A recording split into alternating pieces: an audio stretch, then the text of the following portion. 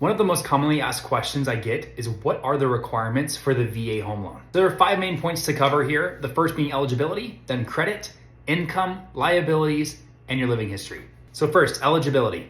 To be able to qualify for the VA home loan, you have to meet the eligibility requirements set forth by the VA. So there are 4 ways that you can be eligible for the VA loan.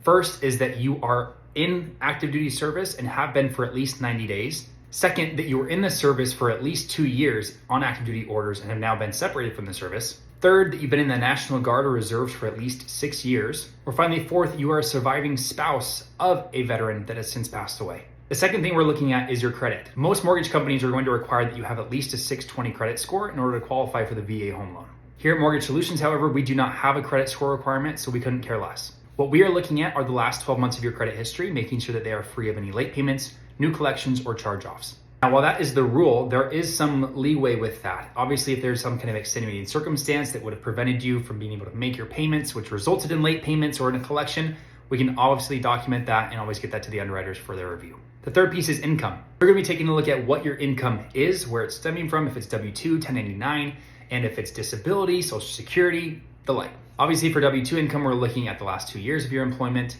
and making sure that you're guaranteed at least 40 hours a week if you're paid hourly, or if you're paid salary or biweekly, whatever, we document all of that. It's important to note that if you are paid by 1099 or as a contractual employee, we do have to look at the last 2 years of 1099s as well as the last 2 years of your tax returns. Disability income and Social Security income are the easiest ones to document. We just need a copy of either your certificate of eligibility that shows how much you're receiving for disability, or your Social Security disability document showing how much you're receiving there as well. The fourth thing is obviously the liabilities, and so this ties into your debt to income ratio. In order to qualify for the amount that you want for a VA home loan, obviously we're comparing your income versus your liabilities and how much in expenses is coming out each month in relation to how much income you bring home each month. As part of this, we're also going to document any child support that you owe or are required to pay, any alimony, so on. And finally, we're gonna be looking at your living history. As part of the VA guidelines, we're required to document the last 2 years of your living history. And so if you've been renting, we get a verification of rent to make sure that you haven't been evicted, that you aren't in arrears on any rent, and that you haven't had any 30-day late payments in those last 2 years. If you've been living rent-free with a family member or a friend, we'll document that as well. And if you currently have a mortgage, then we'll see that on your credit report and be able to document through mortgage statements that you've been on time or not, and we'll document that as well. So this is a general overview of the requirements for the VA home loan going into like a pre-approval.